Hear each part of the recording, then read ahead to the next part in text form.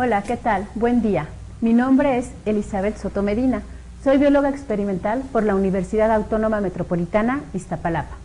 El día de hoy voy a estar con ustedes en el tema evolución y ecología. Vamos a hablar primero un poco de qué es evolución antes de empezar a hablar de ecología. Entendemos por evolución un proceso continuo de cambios en donde las especies van a ir transmitiendo ese cambio de generación en generación.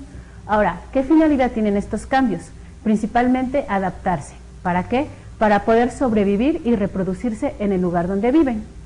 Veamos algunos conceptos sobre evolución. ¿Okay? La imagen que te estoy presentando es la que por lo general nosotros vemos o imaginamos cuando hablamos de evolución. ¿Qué nos está diciendo esa imagen? Esa imagen nos está hablando desde un organismo unicelular marino que va aumentando en tamaño, en cualidades, y va creciendo hasta convertirse en algo como el ser humano. ¿Pero tú crees que eso pueda llegar a ser cierto?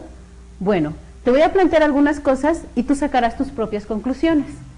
Ok, el ave que estás viendo ahí pareciera un avestruz, pero si te das cuenta su plumaje es muy delgado, más bien parece el pelo de un animal.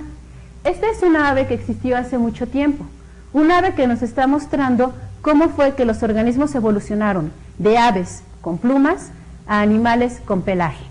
Esta ave se llama casuario. La siguiente ave que yo te voy a mostrar se llama calao trompetero. Si puedes ver su cara, asemeja mucho a lo mejor a algún dinosaurio por las características de su pico. Ahora, si ves la imagen de abajo, a lo mejor pensarás que es un pterodáctilo. Esta imagen nos hace pensar que a lo mejor sí hay alguna relación entre aves y reptiles que alguna vez volaron. Bueno, tanto el calao como el casuario los puedes encontrar actualmente. Los encuentras en un aviario que se encuentra en Iztapaluca, en el Estado de México. Y podrás darte cuenta ahí que existen muchas especies que existieron hace años y que todavía sobreviven. Bueno, vamos con los conceptos que tienes que saber para poder entender el tema. Primero, ¿qué es una especie? Ok, especie es un grupo de organismos que comparten características en común. ¿Cuál es la principal característica? Que se pueden reproducir entre ellos de manera natural. ¿A qué me refiero? A que si no se pueden reproducir de forma natural y solamente asistida por el hombre, entonces no pertenecen a la misma especie. En el ejemplo te estoy poniendo unos perritos. Son diferentes razas, pero es la misma especie, que quiere decir que aunque sea un San Bernardo o un pequinés, tienen la característica de poderse reproducir entre ellos. Ahora, veamos qué es especiación. Especiación es cuando se origina una especie nueva. Nosotros, los humanos, hemos llegado a hacer esto. El ejemplo que te estoy poniendo en la diapositiva es de un caballo que se cruzó con un burro. De manera natural, esta cruza no existe. Sin embargo, el hombre la ha hecho. ¿Para qué? Buscando las cualidades del caballo como agilidad y fuerza y las cualidades del burro como resistencia, se creó a la mula. La mula es una especie nueva que se creó por ayuda del hombre. Pero una característica que tiene la mula es que no se puede reproducir entre ella misma o con otros organismos. Por lo tanto, es una especie nueva, pero no es exitosa. ¿Por qué?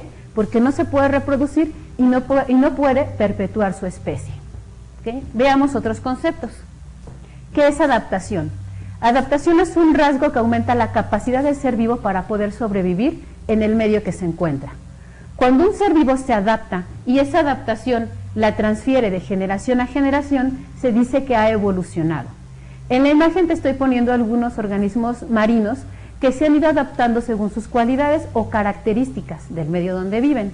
Por ejemplo, el pez globo, el cual ha ido adaptando su cuerpo para poderse defender de los organismos que lo quieren agarrar.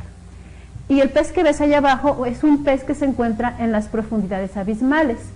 Esos peces han desarrollado ojos grandes e incluso en algunos casos pequeñas linternas que cuelgan de sus frentes para poderse alumbrar en las profundidades del océano, donde no llega a la luz del sol. Ahora, veamos qué es selección natural. Ya hablamos de adaptación, ya hablamos de evolución. Bueno, si tú sumas la adaptación más la evolución, vas a llegar a la conclusión de que solamente los organismos más aptos son los que sobreviven y se reproducen.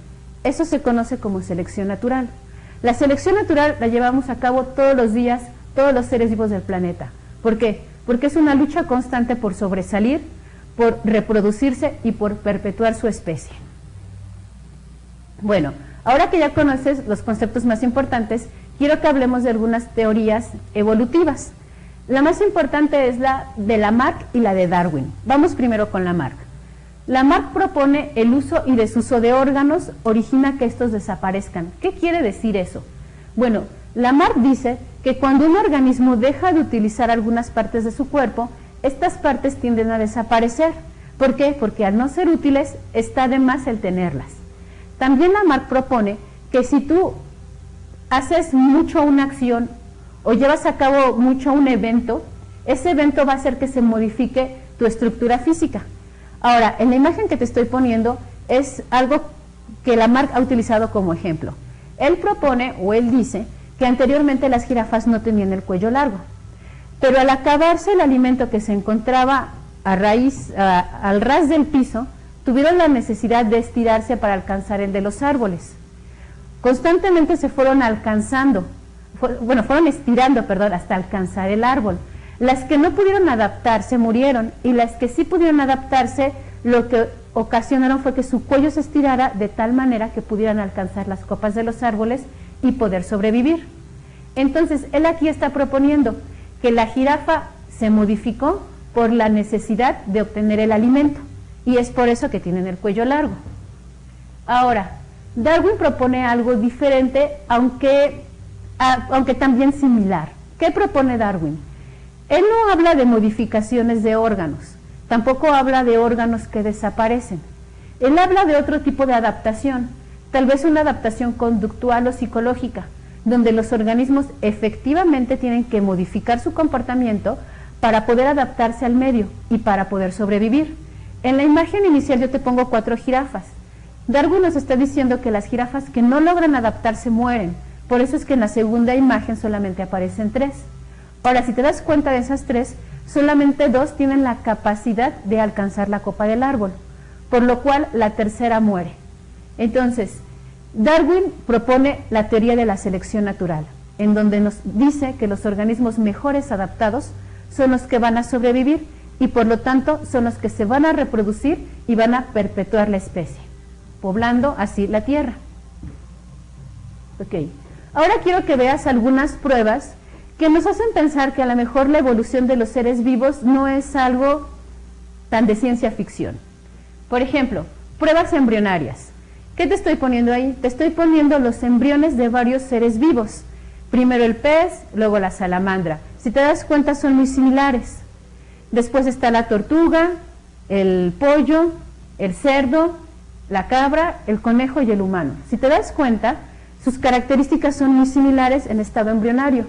Tanto humanos como peces y cerdos compartimos en algún momento de nuestra vida características como cola y branquias, las cuales van a desaparecer conforme nos vamos desarrollando. Estas pruebas se conocen como embrionarias y hacen suponer que al menos todos en un principio tuvimos características similares, las cuales debieron de modificarse dependiendo del lugar en el que vamos a habitar o las condiciones en las que vamos a vivir. Ahora, te estoy presentando lo que son las pruebas homólogas, estructuras que tienen el mismo origen embrionario. ¿Qué quiere decir eso? Que se desarrollaron al mismo tiempo cuando nos encontrábamos en el vientre de nuestra madre, pero que se han ido modificando para desempeñar funciones diferentes. Un ejemplo es la pata del caballo con el ala de un murciélago o a lo mejor la aleta de un tiburón. Todas tienen el mismo origen embrionario, todas se originaron a partir de la misma capa de células, todas se originaron a partir de los mismos genes, sin embargo se han ido modificando de acuerdo a las características del medio donde se encuentra el ser vivo. En este caso, el tiburón la ha empleado para nadar, el murciélago para volar, el ser humano, el caballo, para caminar. Esto se llama pruebas homólogas. Ahora vamos a las pruebas análogas. Las pruebas análogas son características que no tienen un común embrionario. ¿Qué quiere decir? Que no se originan de la misma capa de células al momento en que somos embriones. Se refiere a 2 estructuras completamente diferentes, con origen diferente, pero que se fueron modificando para tener funciones similares. Un ejemplo es el ala de un ave, la cual desde pequeño le sale y la va desarrollando para poder volar. Otro ejemplo es el ala de la mariposa, la cual no nace con ella, sino la obtiene después de un proceso llamado metamorfosis, que es un cambio. Ambas estructuras tienen un origen embrionario diferente, pero se han ido modificando y adaptando para tener la misma función, que en este caso sería volar. Otra prueba que manejan los evolucionistas son los órganos vestigiales, y a lo mejor en esto nos estamos acercando un poco a lo que Lamarck proponía.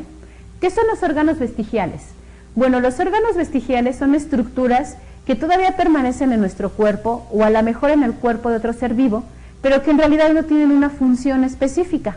Un ejemplo es la muela del juicio o el último molar que nos sale. En realidad ese molar no lo utilizamos y si nunca nos sale no pasaría nada. Se piensa que es un órgano vestigial, un órgano que hace mucho tiempo se empleó, pero que al darse cuenta el ser vivo que no le era de gran utilidad, lo fue haciendo a un lado y con el paso del tiempo se fue haciendo menor, se fue desplazando. Recuerda que hay personas a las cuales nunca les sale la muela del juicio. Otro ejemplo de órgano vestigial es el último huesito que tenemos en la columna vertebral, el llamado coxis. En realidad ese órgano, o más bien dicho ese hueso, no tiene una función como tal. O sea, no está formando una parte importante de la columna vertebral. Muchos evolucionistas piensan que el coxis es un vestigio de que alguna vez tuvimos cola, pero que al no utilizarla fue desapareciendo hasta quedar ese pequeño huesito que es así como un vestigio de lo que fue alguna vez la cola. Otro órgano vestigial que te estoy mostrando es una pequeña capa que se nos hace en el ojo y que puedes observar si jalas tu párpado hacia abajo. Esa pequeña capita la tienen algunos animales, anfibios, reptiles, que les sirven para protegerse de la tierra o del agua. Bueno, nosotros, según algunos evolucionistas, tenemos todavía vestigios de esa capa. ¿Qué quiere decir? Que en algún momento nosotros estuvimos en el océano, en el agua o en la tierra, al ras del suelo, y tuvimos la necesidad de proteger nuestros ojos. Okay. También te voy a hablar de una prueba de evolución que se llama registro fósil, y la cual es la más empleada principalmente por los paleontólogos. El registro fósil o los fósiles son estructuras principalmente en roca, en piedra, que se han encontrado de seres vivos que existieron hace mucho tiempo y que actualmente no están poblando la Tierra. Este registro nos hace pensar que efectivamente hubieron seres vivos que antes existían y que abundaban en la Tierra, pero al no poderse adaptar, desaparecieron, dejando como único vestigio o imagen de su estancia en la Tierra estas imágenes en piedra. Ahora te voy a hablar de lo que está ahorita de moda, que son las pruebas genéticas. ¿Qué son las pruebas genéticas? Bueno, son aquellas que se hacen a partir del ADN o material genético, en donde se extrae el material genético de la célula y se revisa cómo está formado.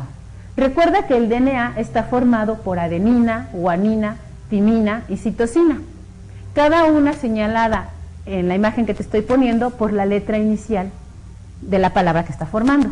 Bueno, si tú comparas la secuencia del DNA del humano con la de otros homínidos, como el orangután, el gorila, el simio, el chimpancé, te vas a dar cuenta que existen muchas similitudes. ¿Eso qué nos hace pensar? Bueno, que al menos genéticamente estamos compartiendo información humanos y otros homínidos. Para muchos evolutistas, esto hace pensar que a lo mejor sí tenemos algún parentesco o descendencia con algunos homínidos. Bueno, hasta aquí te he hablado de lo que es evolución. Te he estado hablando también de lo que son pruebas evolutivas y más que nada teorías sobre evolución. Ahora quiero hablarte un poco de ecología. ¿Qué es ecología? Bueno, ecología es una ciencia que se encarga de estudiar lo que nos rodea, el medio ambiente. Como podrás ver en la imagen, el medio ambiente es muy cambiante. En algunos momentos es una ciudad o puede ser un campo, puede ser un caserío. La ecología estudia todo, no importa que sea ciudad, no importa que sea un caserío o no importa que sea un bosque. Entonces, va la definición de ecología. Ciencia que estudia las relaciones que existen entre los seres vivos y su medio ambiente. ¿Con qué finalidad? Con la finalidad de poder utilizar ese medio ambiente a nuestro beneficio, pero sin perjudicarlo. Esa es la parte más difícil de la ecología. Ok, veamos entonces qué estudia la ecología. Estudia a los individuos, los cuales al juntarse forman poblaciones, estudia esas poblaciones que al interactuar con otras poblaciones me va a dar comunidades, y también estudia a las comunidades que juntas en un sitio van a formar el ecosistema. Ahora veamos la definición de cada una de las imágenes que te presento en la pantalla. Bueno, empecemos por individuo. ¿Qué es un individuo? Un individuo es un ser vivo formado por células, por órganos, por sistemas, el cual puede relacionarse en el medio que se encuentra. Un ser vivo puede ser un animal, una planta, una persona, una alga o un hongo. Cuando los individuos de la misma especie se agrupan, empiezan a formar lo que se conoce como poblaciones. Entonces, ¿qué es una población? Una población es un conjunto de individuos de la misma especie que habitan en una zona específica. Eso es una población. Y en la imagen te estoy poniendo una población de jirafas.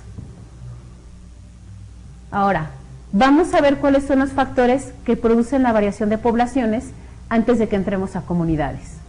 Una población puede variar. Si la población varía, por ende va a modificar la comunidad y también el ecosistema. Pero ¿qué es lo que hace que una población varíe? Bueno, los principales factores son la migración. Hay migraciones que se dan de manera natural, como es el caso de la mariposa monarca, la cual en temporada de frío migra hacia México, hacia la parte del sur centro de México. ¿Por qué lo hace? Porque huye del frío. Es una manera de poder reproducirse perpetuando la especie. Digamos que es una manera de adaptarse. Esas migraciones son naturales y se han llevado al paso de los años, pero también existen otras migraciones que son recientes, que son nuevas. Un ejemplo muy claro es el de las personas de Sudamérica y Centroamérica, incluso también de México, que viajan hacia Estados Unidos o Canadá. A lo mejor si solamente una persona se moviera no habría tanto cambio en la población, pero ya el movimiento de personas es tan grande que están afectando a la población. ¿Por qué? Porque en una parte de la Tierra, por ejemplo Centroamérica, ya no hay tanta gente, principalmente hombres. Las mujeres quedan solas y ya no se reproducen. Entonces, las personas que están ahí ya no son jóvenes, empiezan a crecer y empiezan a formarse poblaciones viejas. ¿Y qué pasa del otro lado? La gente que llega a Estados Unidos sobrecarga el sistema. ¿Qué significa esto? Que en esas poblaciones o en esos lugares hay capacidad para ciertos individuos. Al llegar demasiados están sobrecargando el sistema. Y recuerda, cuando un sistema se sobrecarga, tiende a explotar. ¿Qué quiere decir? Que al no haber suficientes recursos para las personas que llegan, eso puede colapsarse. Bueno, así como existen migraciones desde hace mucho tiempo, como la mariposa monarca, también existen migraciones nuevas como la de los humanos. Y aunque tú no lo creas, también algunos animales como osos polares o lobos marinos están creando migraciones nuevas. ¿Esto por qué? A consecuencia del cambio climático. Recuerda que a consecuencia de la contaminación el planeta se está calentando. Los polos, que por lo general tienen hielo, están empezando a derretirse. Eso origina que algunas especies se empiecen a desplazar. ¿Por qué? Porque están buscando el hielo que ya no existe en los lugares de origen. Al desplazarse estas especies, se está modificando el lugar donde ellos viven y por ende se va a modificar el lugar al que llegan, ocasionando a lo mejor variaciones en la cantidad de poblaciones de otras especies. Un ejemplo, si el lobo marino se tiene que mover porque en su lugar de origen ya no hay hielo, al lugar que llegue va a acabar con los peces, pero el lugar que dejó se va a sobrepoblar de peces ahora. Entonces, si te das cuenta, no solamente se está modificando la población de lobos marinos, también se está modificando la de los peces de un lugar y de otro. Veamos otro factor que modifica a la población, y son las mutaciones. Existen algunas mutaciones de manera natural, pero también existen algunas mutaciones que son obligadas por el hombre. ¿Cuáles son esas mutaciones obligadas por el hombre? Pues principalmente en recursos naturales como los alimentos, el ejemplo que te pongo son las zanahorias, o algunos seres vivos, que se modifican genéticamente con la finalidad de hacerlos más fuertes, más bonitos, más resistentes. Ahora, también existen mutaciones que se dan de manera natural. ¿Cómo es eso? Pues algún cambio en nuestra información genética al momento de llevar la reproducción celular, o a lo mejor cuando nos sometemos a algunas situaciones como radioactividad, o alimentos transgénicos. Esas mutaciones pueden ser benéficas, pero también pueden ser malas. Pueden hacer que una población sea más fuerte, sea más ágil, o por el contrario, puede hacer que la población empiece a morir y por lo tanto disminuya. Otro factor que ya habíamos mencionado anteriormente y que hace que una población se modifique es la selección natural. Si una población se ve sometida a mutaciones, a migraciones, va a tener que modificarse. ¿Y quiénes van a sobrevivir ante esa modificación? Solamente los más aptos. Eso se llama selección natural y también modifica a las poblaciones. Bueno, ahora que ya sabes qué modifica una población, quiero que sigamos hablando sobre lo que está formando a la ecología. Por ejemplo, las comunidades. ¿Qué es una comunidad? Una comunidad son varias poblaciones que interactúan en un mismo sitio y en un mismo ambiente. El ejemplo que te estoy poniendo es la población de jirafas versus la población de cebras. Ojo, si una de ellas dos se ve modificada, la otra también se va a modificar. Por último, quiero que veamos qué es un ecosistema. Bueno, por definición, ecosistema es un conjunto de comunidades que interactúan en un lugar específico, en donde hay factores bióticos y abióticos. Veamos qué son esos factores. Ok, factores abióticos. Vamos a empezar por ellos. Si te das cuenta, enfrente de la palabra viene una A. En etimología, la A significa sin o falta de. Y bios es vida. Abiótico, factores que no tienen vida. ¿Cuáles son los factores abióticos de un ecosistema? La temperatura, el viento, la luz del sol, el calor, la presión. Esos factores que hacen que una comunidad se modifique, pero que no tienen vida. Por otro lado, los factores bióticos son los que están formando el ecosistema, pero sí tienen vida. Pueden ser animales grandes, animales pequeños y plantas. ¿Ok? Y la interacción que entre ellos se lleva a cabo. Ahora, quiero mencionarte también que los factores bióticos se pueden clasificar. ¿Cómo los clasificamos? Los clasificamos de esta manera. Los vamos a clasificar como productores,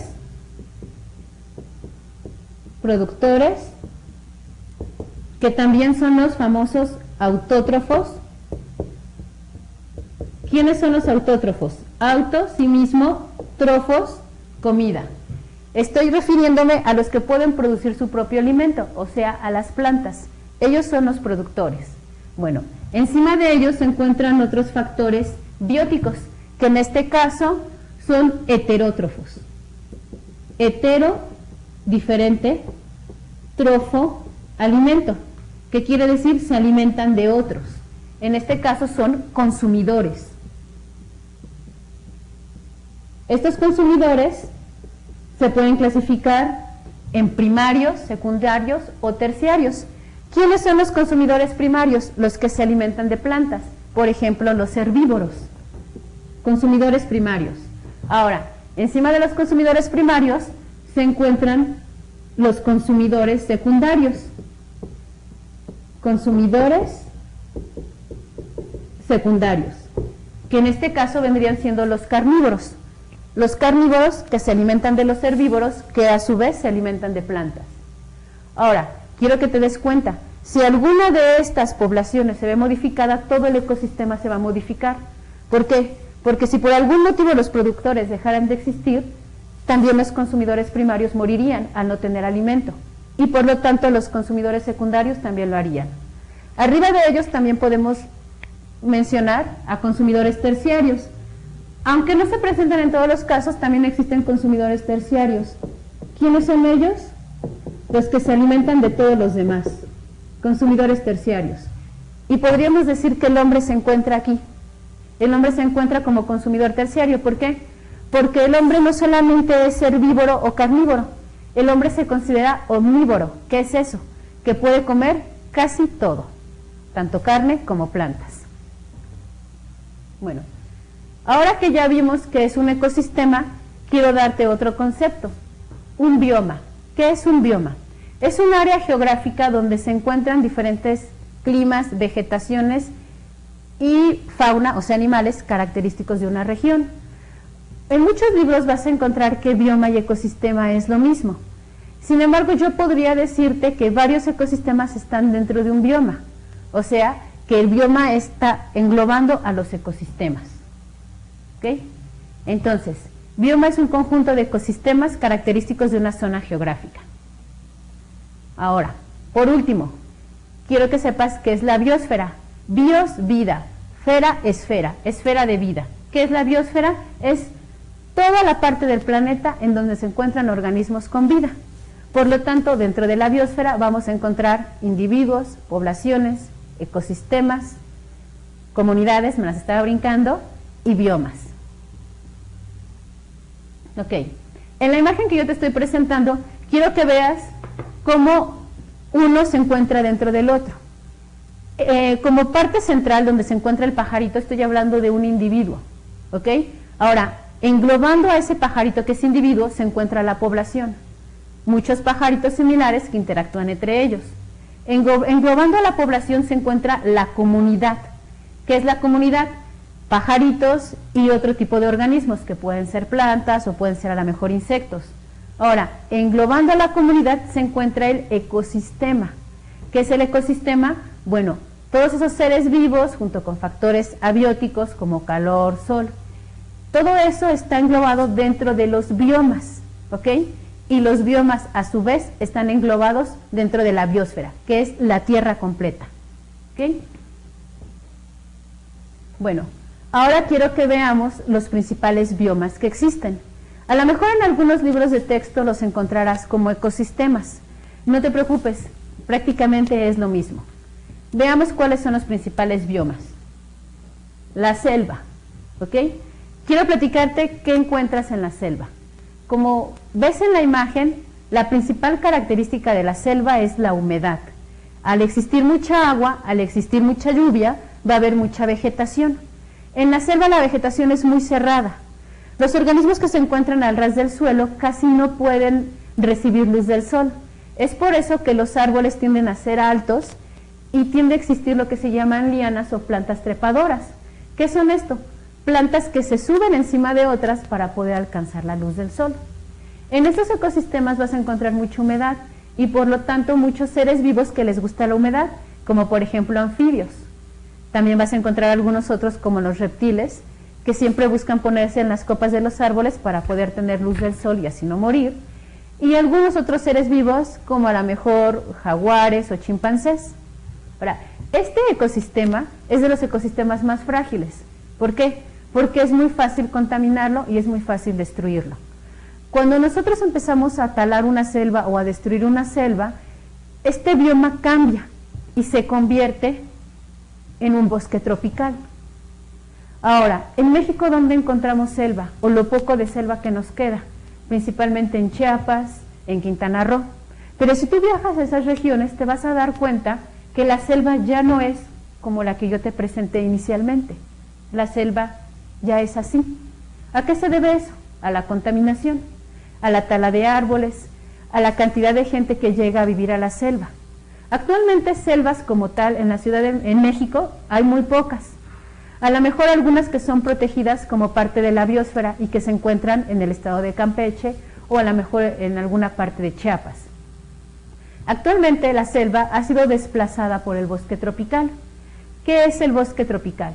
Bueno, aquí ya no hay tantas plantas trepadoras, la vegetación ya no es tan densa, ya no está tan cerrada, los árboles siguen siendo altos porque buscan la luz del sol y aquí ya se encuentran otro tipo de especies, tanto de animales como de vegetales, o sea, flora y fauna.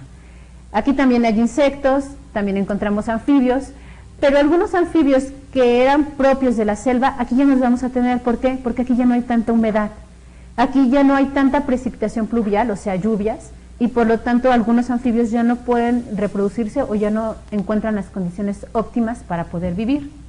Ahora, ojo, cuando nosotros talamos un bosque tropical o lo sobreexplotamos, hacemos que ese bosque tropical se convierta en un bosque templado. ¿Qué es un bosque templado? Bueno, es un bosque donde hay menos vegetación, hay menos lluvia, algunas plantas ya no las vamos a encontrar como algunos helechos, lianas, plantas trepadoras. Aquí en el bosque templado hay menos lluvias y vamos a encontrar otro tipo de seres vivos. Cuando nosotros empezamos a acabarnos este ecosistema por la tala o por la contaminación, lo vamos a convertir en taiga, bueno, lo vamos a convertir en sabana, que ahorita la vamos a ver más adelante, pero quiero que veas la taiga, porque la taiga está prácticamente a la misma altura en cuestiones de biodiversidad o de vegetación que el anterior, que es el bosque templado. ¿Qué es la taiga? También mucha gente la conoce como bosque de coníferas. ¿Qué es una conífera? Bueno, una conífera, los pinos. Las coníferas son plantas que no tienen flor y que se reproducen principalmente por piñitas. Esas piñitas que pones en tu nacimiento en la temporada navideña o que luego decoras y cuelgas en el arbolito. Esas piñas son las que vienen a sustituir a las flores.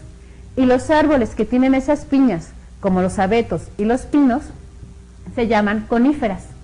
Estos árboles son típicos de regiones frías, porque si te das cuenta, en la pequeña imagen que aparece abajo, sus hojas han sido modificadas y parecen pequeñas espigas. Estas hojas son gruesas, son más rígidas y son resistentes al frío. Lo que es la taiga o bosque de coníferas la vas a encontrar en zonas elevadas. Por ejemplo, cuando viajas de Puebla a Veracruz, pasas por algo que se llama Cumbres de Maltrata o Cumbres de Acutzingo. Son zonas elevadas. Lo que tú vas a mirar van a ser los bosques de coníferas o taiga. Claro, siempre y cuando no haya habido contaminación y tala de árboles, ¿verdad? Pero estos árboles son muy resistentes, principalmente al frío. Es por eso que el pino se toma como árbol de Navidad, porque es un árbol que resiste el frío y que en Navidad lo vas a encontrar. Ahora sí, si la taiga o el bosque templado tienden a desaparecer a consecuencia de la contaminación o de la tala inmoderada, lo que vamos a hacer es cambiar el bioma y convertirlo en una estepa. Lo que estamos viendo en la imagen es una estepa.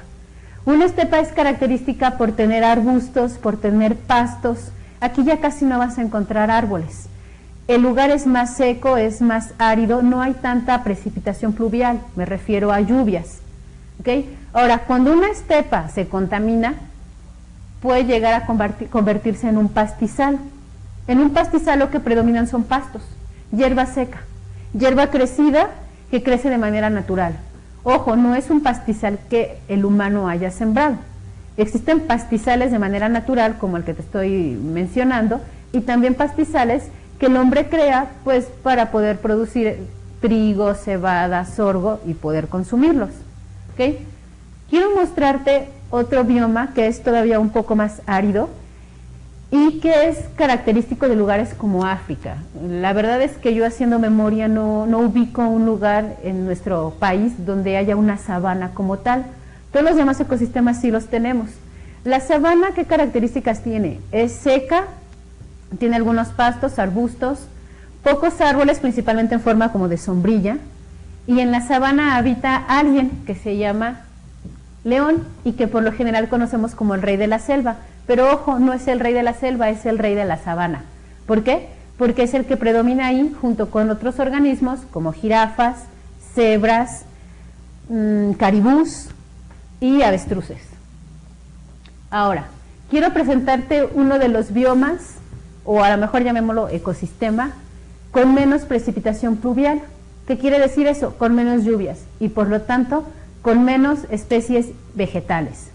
Este bioma es el desierto. ¿Dónde lo encontramos? Principalmente en Sonora, desierto de Sonora. De hecho, la imagen que te presento es del desierto de Sonora. También en el estado de Coahuila hay desierto. Y aquí las especies vegetales que vas a encontrar son principalmente cactáceas o cactus. ¿Cómo es un cactus? Su tronco es grueso. ¿Por qué? Porque almacena agua. Un cactus puede pasar hasta un año o más sin recibir agua. ¿Por qué? Porque sus troncos gruesos están almacenando agua que él va a ir administrando para poder sobrevivir. Otra característica de estas plantas es que sus hojas se han modificado y no es la tradicional hoja. Ni es la tradicional hoja que podemos ver en la selva, ni tampoco la que tiene forma de espiga como la que vemos en bosque de coníferas. Las hojas de los cactus son las espinas, las cuales se han ido modificando para evitar perder agua. Nosotros sudamos, las plantas también lo hacen. ¿Por dónde suda una planta o transpira? Principalmente por las hojas. Al modificar la hoja y convertirla en espina, la planta ya no va a perder agua. Es por eso que estas plantas son características del desierto. un lugar donde hay mucho sol y poca precipitación pluvial. Ahora, por último te quiero presentar este bioma, que es la tundra. A lo mejor pensarás que aquí en México no tenemos tundra, pero sí la tenemos. ¿Dónde la tenemos? Principalmente en las montañas. ¿Qué es la tundra? Bueno, son regiones donde se encuentra hielo, nieve y donde hace mucho frío. ¿Qué tipo de vegetación podemos encontrar ahí? En verano, principalmente coníferas. Acuérdate que están modificadas para soportar el frío. Ahora, la tundra que yo te estoy mostrando, bueno, no es una imagen de México, pero es una tundra característica, una característica pero de verano, porque en invierno la tundra pierde la mayoría de sus vegetales y se convierte únicamente en hielo y nieve. ¿Ok? Bueno, hasta aquí hemos estado viendo lo que son los biomas. Y quiero que recuerdes algo muy importante. Todos los seres vivos necesitamos encontrarnos en un equilibrio interno y externo, con el medio que nos rodea. Ese equilibrio se llama homeostasis. ¿Por qué es importante la homeostasis? Porque de no conseguirla moriríamos. Bueno, así como nosotros necesitamos la homeostasis, también los ecosistemas necesitan encontrar ese equilibrio. Un equilibrio para que no se pierdan, para que no se modifiquen, porque cuando tú modificas un ecosistema, sí, estás obteniendo uno nuevo, pero estás perdiendo otro que posiblemente ya no puedas recuperar y que sea muy difícil recuperar. Ahora, ¿cuál es el problema de que se pierde un ecosistema? Bueno, principalmente que al ya no haber tantas plantas, ya no hay tanta lluvia, ya no hay tanta agua, y eso afecta a seres humanos y animales y a plantas. Otro problema de que el ecosistema sea modificado es que todos los organismos que en él habitan o van a morir o van a migrar, y al migrar van a modificar el ecosistema al que lleguen. A lo mejor pudiera ser eso benéfico, pero en la mayoría de los casos no lo es. ¿Por qué? Porque como te mencioné en un principio, al llegar muchas especies nuevas a otro lugar, sobrecargan el lugar. Al no haber el suficiente alimento, todos empiezan a morir. Ok, ahora quiero hablarte de qué son las simbiosis. Bueno, en la imagen te estoy poniendo una pareja de recién casados, y es el ejemplo perfecto para simbiosis. Las simbiosis son interacciones que se llevan a cabo entre organismos que habitan en un ecosistema y por lo tanto que están regulando el ecosistema. Hay diferentes tipos de simbiosis. Hay simbiosis que se conocen como relaciones intraespecíficas, en donde se están llevando a cabo entre organismos de la misma especie, y también hay otro tipo de simbiosis o relaciones interespecíficas, en donde lo que se está llevando a cabo son relaciones entre organismos de diferente especie. A ver, voy más claro. Intraespecífica, relación entre humano-humano, perro-perro, pájaro-pájaro. Intraespecífica, relación humano-perro, vaca-caballo, pájaro-rana. Veamos algunas simbiosis, pero de las que son del tipo interespecíficas. ¿Ok? Aunque te estoy hablando de relaciones interespecíficas, o sea, entre organismos de diferente especie, yo las imágenes que te puse son de organismos de la misma especie. Ojo, no quiero que te confundas con eso. Lo único que quiero es que tú visualices la imagen que te estoy poniendo como ejemplo y te des cuenta qué está pasando entre esos dos organismos. Por ejemplo, en la que yo te estoy poniendo son dos organismos que viven felices, que viven juntos y que viven felices. Esa simbiosis se llama mutualismo, ¿ok? En donde dos organismos van a vivir juntos y los dos se van a beneficiar. Te voy a dar ejemplos de mutualismo. La imagen que se encuentra arriba es el de una termita. La termita en su interior tiene organismos más pequeños que se llaman protozoarios. Una termita se alimenta de madera, pero la termita puede degradar la madera gracias al protozoario que vive dentro de ella. De esta manera ambos organismos se benefician, porque los dos se alimentan de la madera que come la termita. Aparte de que el protozoario que vive en el interior de la termita tiene un refugio y un abrigo que le permite no morir y poder vivir más tiempo. Ahora, otra simbiosis que te voy a presentar, que también es mutualismo, es la que se encuentra en la parte de arriba del lado derecho, en donde estás viendo un hongo y las raíces de un árbol. Eso se llama micorriza. Mico de hongo, riza de raíz. Una micorriza es cuando un hongo y un árbol se relacionan para poder absorber los nutrientes del suelo de una manera más efectiva. Los dos son beneficiados, ¿por qué? Porque los dos están absorbiendo de manera más efectiva los nutrientes. Es una simbiosis de tipo mutualismo. Ahora, te estoy presentando del lado inferior izquierdo algo que parece costra que está sobre un árbol. Eso se llama líquen. El líquen es una simbiosis entre un hongo y una alga, en donde los dos son beneficiados. ¿Para qué? Pues para poder obtener alimento, para poder obtener un lugar donde encontrarse, donde crecer, en donde ponerse para crecer. Por último, en la parte inferior derecha te estoy poniendo otra simbiosis de tipo mutualismo, en donde se ve una abeja y una flor. Son organismos de especies muy diferentes, incluso de reinos diferentes. Uno es reino animal y otro es vegetal, pero ambos se benefician. ¿Por qué? Porque la abeja obtiene el polen de la planta para poder fabricar su alimento y al mismo tiempo va a ayudar a la planta a poder fecundar a otras, ya que la abeja, al estarse moviendo de flor en flor, va a llevar el polen pegado en sus patas y de esa manera va a hacer que las flores se puedan fecundar entre ellas y puedan perpetuar su especie. Hasta ahorita las simbiosis que te he presentado son de tipo mutualismo. ¿Qué quiere decir? Simbiosis entre organismos de diferentes especies en donde ambos están siendo beneficiados. Ahora vamos con comensalismo. La imagen que te estoy poniendo es únicamente un ejemplo de cómo un organismo se está beneficiando, en este caso la chica, cuando a otro le es indiferente lo que está sucediendo, en este caso el chico. ¿Qué pasa en el comensalismo? En el comensalismo hay dos especies diferentes que van a vivir juntas y en donde una se va a beneficiar y a la otra no le va a pasar absolutamente nada. El caso más típico es el del tiburón y la rémora. La rémora se pega al tiburón, por lo general en su abdomen, pero también puede viajar encima de él, en su lomo. ¿Para qué lo hace la rémora? Pues para que el tiburón la esté moviendo de un lugar a otro. La rémora lo hace para poder moverse distancias largas en poco tiempo. El tiburón, si se da cuenta o no se da cuenta, eso no importa. Para el tiburón eso no le genera ningún problema, ni ningún beneficio. Aquí el único que está siendo beneficiado es la rémora, mientras que el tiburón a él le es indiferente. Ahora veamos otro tipo de simbiosis. El dibujo que te estoy presentando es en donde un organismo está siendo beneficiado y el otro está siendo dañado. Esta simbiosis se conoce como parasitismo y son los parásitos. ¿Qué es un parásito? Es un ser vivo que se está beneficiando de otro y a ese otro le está ocasionando un daño. Te voy a mostrar algunos ejemplos de parasitismo. En la parte superior izquierda vemos algo largo, es un gusano plano, que conocemos como solitaria.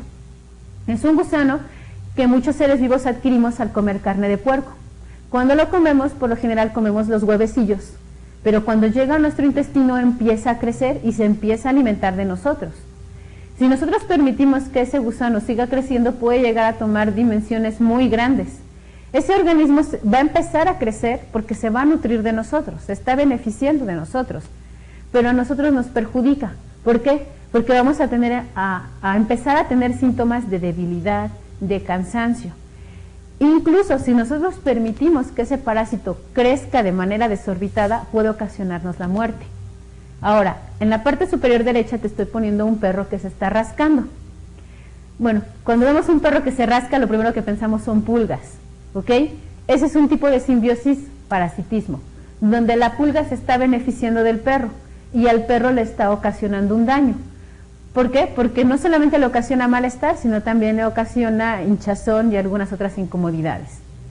En la parte de abajo te estoy poniendo un animalito que es un piojo. El piojo también es un parásito, el cual se alimenta pues de su hospedero. Se alimenta principalmente de la sangre de él, igual que la chinche. Ahora, ¿qué sucede con el hospedero o la persona en la que se encuentra? Esta persona está siendo perjudicada. ¿Por qué? Porque está dañando su salud. Por último te estoy poniendo un gusano cilíndrico. Ese gusano se conoce como Ascaris lumbricoide. Es un gusano parásito que muchas veces adquirimos por comer carne de puerco en mal estado o no bien cocida. Al igual que la solitaria, lo que comemos son los huevecillos. pero ese huevecillo va a crecer, se va a alimentar de nosotros y va a empezar a ganar tamaño y fuerza. A cambio, a nosotros nos va a perjudicar. Estas simbiosis que te estoy presentando son parasitismo, en donde organismos de diferentes especies están interactuando, uno para su bien y otro para su mal. Ok, por último te voy a hablar de una simbiosis que se llama depredación. Algunos autores la llaman como simbiosis, yo en lo personal diría que no lo es. ¿Por qué? Porque no están viviendo juntos los dos organismos, como es el caso, por ejemplo, del piojo y el humano, o como es el caso, por ejemplo, del alga y el hongo que forman el líquen. Aunque no viven completamente juntos, sí se relacionan entre ellos. ¿Y qué es la depredación? Bueno, es cazar. Es donde un organismo grande se va a alimentar de otro pequeño y lo va a hacer a través de la caza. Eso es depredación. A lo mejor tú pudieras decir es un tipo de parasitismo. ¿Por qué? Porque uno se está beneficiando y el otro se está perjudicando. Pero ojo, no entra como parasitismo. ¿Por qué? Porque no están viviendo juntos. Sí se encuentran en el mismo medio, sí se relacionan entre ellos, pero no están viviendo íntimamente pegados. Bueno, como depredación te estoy manejando el último tipo de simbiosis. Recuerda, algunos autores no la manejan como simbiosis, pero sí necesito que sepas que es depredación. Hasta aquí vamos a dejar el tema de ecología. Más adelante vamos a continuar con él y también vamos a hablar de algunas características de cuando un ecosistema se contamina, qué es lo que sucede. Por el momento sería todo para esta clase. Te espero la próxima y hablaremos de ecología y un poco de contaminación. Muchas gracias. Listo.